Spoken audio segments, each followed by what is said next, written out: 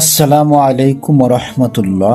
সুপ্রিয় দর্শক, আপনি কি জানেন এমন একটি সূরা আছে যা নিয়মিত পড়লে দারিদ্র আপনার ঘরে ঢুকতে পারে না? হ্যাঁ, সাহাবায়ে কেরাম রাদিয়াল্লাহু তাআলা আনহু এই সূরাকে ধন সম্পদের সূরা বলতেন। সুবহানাল্লাহ। আজকের এই ভিডিওটি শুধু শোনার জন্য নয়, এটি আপনার ভাগ্য বদলে দিতে পারে ইনশাআল্লাহ। ভিডিওটি শেষ পর্যন্ত শুনুন, কারণ শেষে আমরা একবার সম্পূর্ণ সূরা ওয়াকিয়া তেলাওয়াত করব, যা হতে পারে আপনার জীবনের মোড় ঘুরিয়ে দেওয়ার কারণ।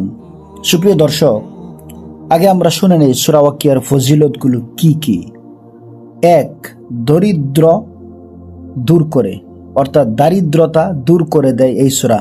রাসূলুল্লাহ সাল্লাল্লাহু আলাইহি সাল্লাম বলেছেন, যে ব্যক্তি প্রতি রাতে সূরা ওয়াকিয়া পড়বে সে কখনো অভাবগ্রস্ত হবে না। এটি রিজিক বৃদ্ধির এক শক্তিশালী আমল। সুবহানাল্লাহ। 2. হালাল রিজিক বৃদ্ধি পায়।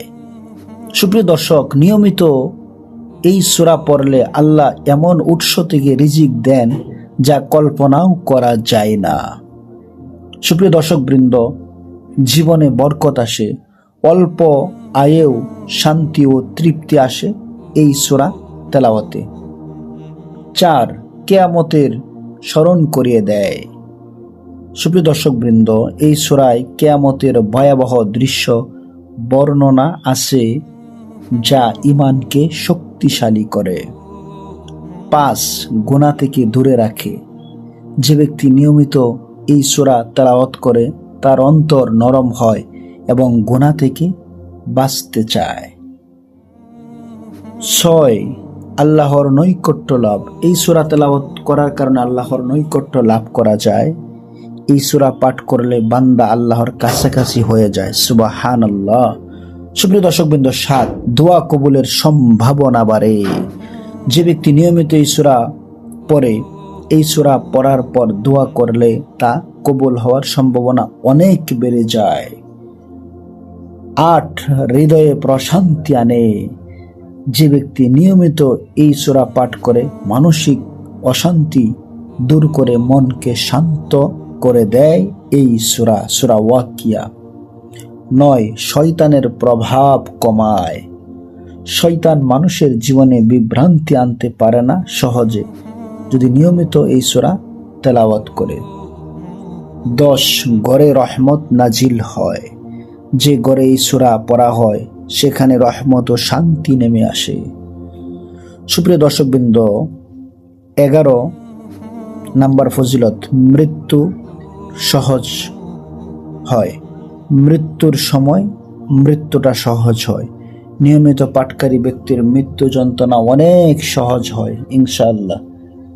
12 কবরের আযাব হালকা হয়। এই সূরা কবরের অন্ধকারে আলো হয়ে দাঁড়াবে, অর্থাৎ অন্ধকার কবরটাকে আলোকিত করে ফেলবে। 13 জান্নাতের প্রতি আকর্ষণ বাড়ায়।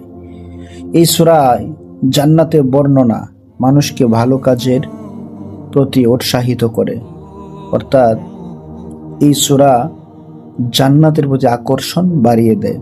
14 ঈমানকে মজবুত করে। এই সূরা নিয়মিত পাঠ করলে আল্লাহর প্রতি বিশ্বাস আরো গভীর হয়। 15 দুনিয়ার লোভ কমায়।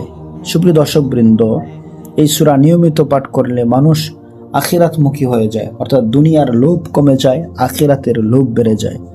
আখিরাতের জীবন কিভাবে সুন্দর হবে সেটা নিয়ে এসে চিন্তা করে। 16 ধৈর্য বৃদ্ধি করে। কষ্টের সময় ধৈর্য ধরতে সাহায্য করে, অর্থাৎ এই সূরা আপনার কষ্টের সময় ধৈর্য ধারণ করার সেই মন মানসিকতা তৈরি করে দিবে ইনশাআল্লাহ। 17 পরিবারে শান্তি আনে। সুবহানাল্লাহ। যে ব্যক্তি নিয়মিত এই সূরা পাঠ করবে পরিবারে ঝগড়া বিবাদ কমে যাবে এবং পরিবারে শান্তি নিয়ে আসবে।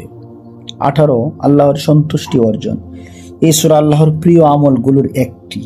সুবহানাল্লাহ। অবশ্যই আমরা এই আমলটা করার চেষ্টা করব, প্রতিদিন অন্তত একবার সূরা ওয়াকিয়া তেলাওয়াত করব ইনশাআল্লাহ। 19 কঠিন পরিস্থিতি সহজ করে দেয়। জীবনে যত বড় সমস্যাই হোক না কেন আল্লাহর রহমতে সেই সমস্যা সমাধান হয়ে যাবে ইনশাআল্লাহ। তাই নিয়মিত সূরা ওয়াকিয়া পাঠ করুন। 20 আখিরাতে সফলতা এনে দেয়।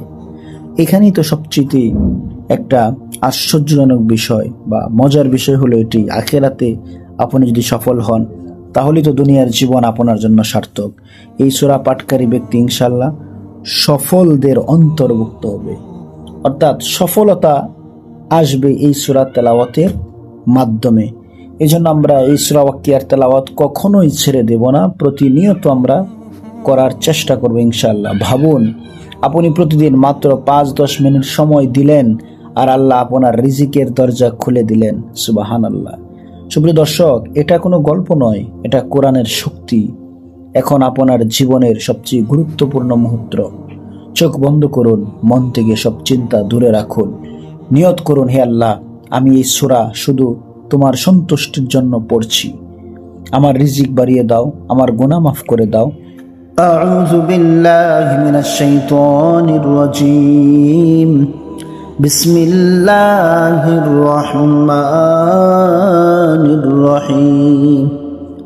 إذا وقعت الواقعة ليس لوقعتها كاذبة خافضة رافعة إذا رجت الأرض رجا وبست الجبال بسا فكانت هباء منبثا وكنتم أزواجا ثلاثة فأصحاب الميمنة ما أصحاب الميمنة وأصحاب المشأمة ما أصحاب المشأمة والسابقون السابقون أولئك المقربون في جنات النعيم ثلة من الأولين وقليل من الآخرين على سرر موضونة متكئين عليها متقابلين يطوف عليهم ولدان مخلدون بأكواب وأباريق وكأس من معين لا يصدعون عنها ولا ينزفون وفاكهة مما تخيرون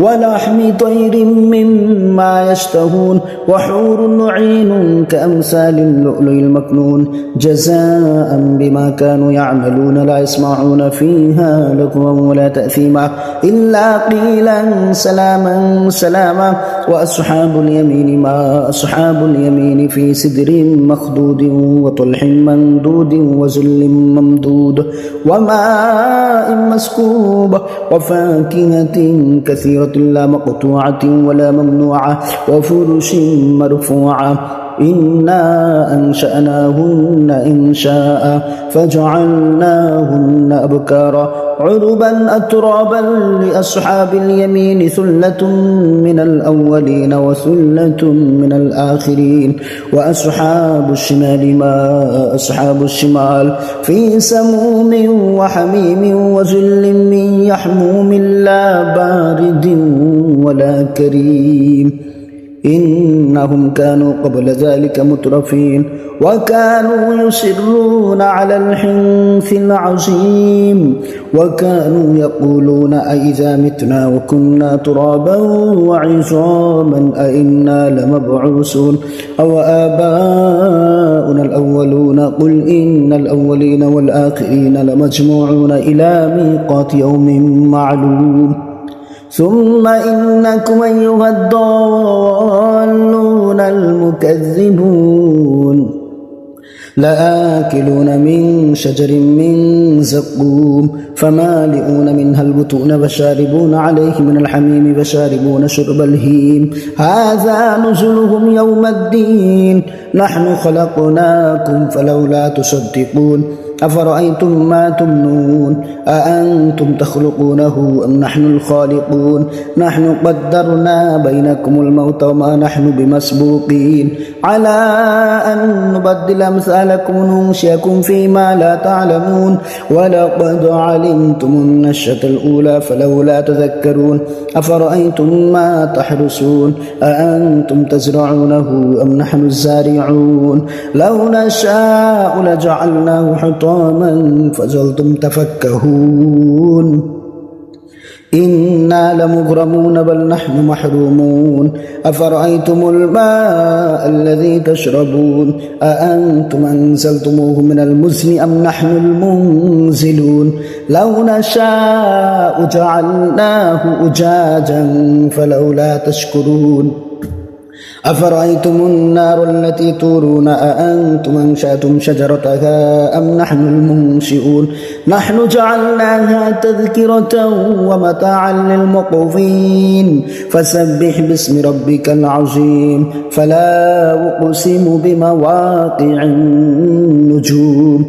وإنه لقسم لو تعلمون عظيم إنه لقرآن كريم في كتاب مكنون لا يمسه إلا المطهرون تنزيل من رب العالمين أفبهذا الحديث أنتم مدهنون وتجعلون رزقكم أنكم تكذبون فلولا إذا بلغت الحلقوم وأنتم حينئذ تنظرون ونحن أقرب إليه منكم ولكن لا تبصرون فلولا إن كنتم غير مدينين ترجعونها إن كنتم صادقين فأما إن كان من المقربين فروح وريحان وجنة نعيم وأما إن كان من أصحاب اليمين